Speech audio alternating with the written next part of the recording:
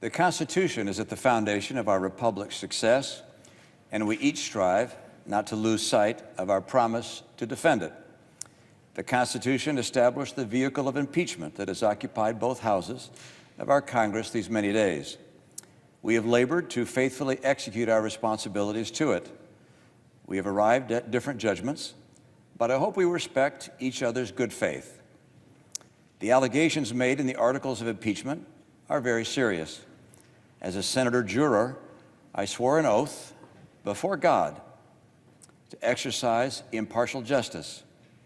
I am profoundly religious. My faith is at the heart of who I am.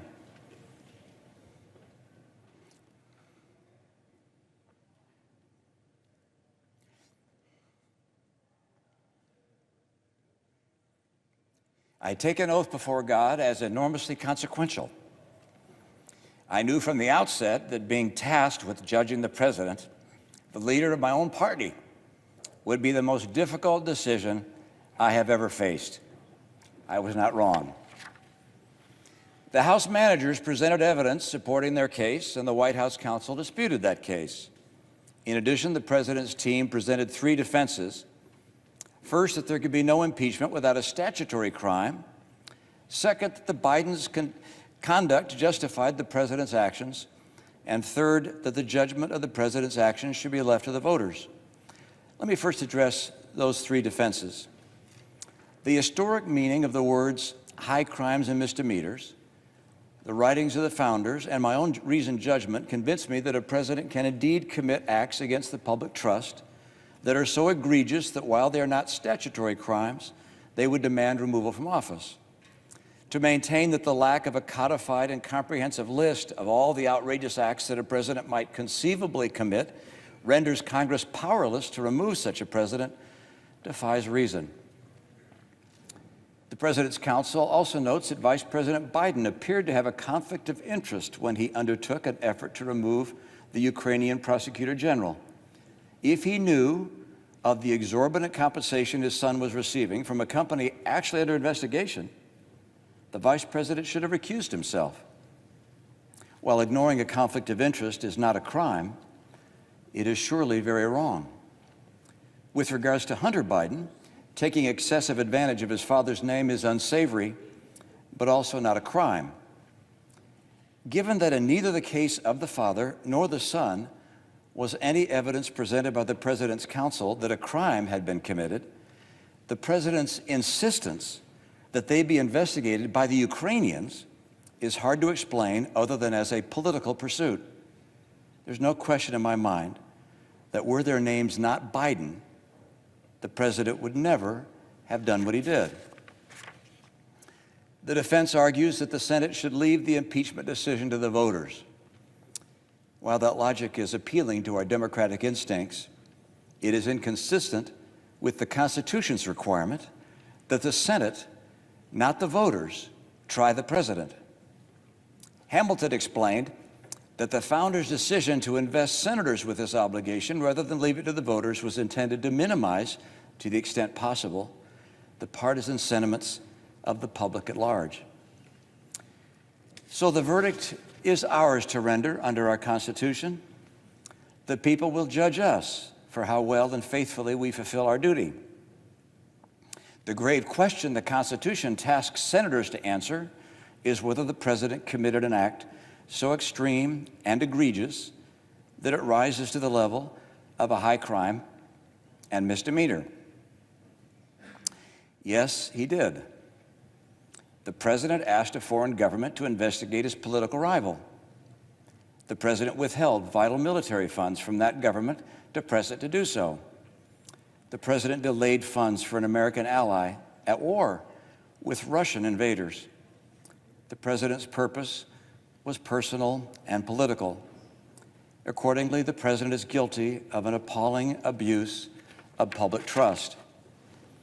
What he did was not perfect.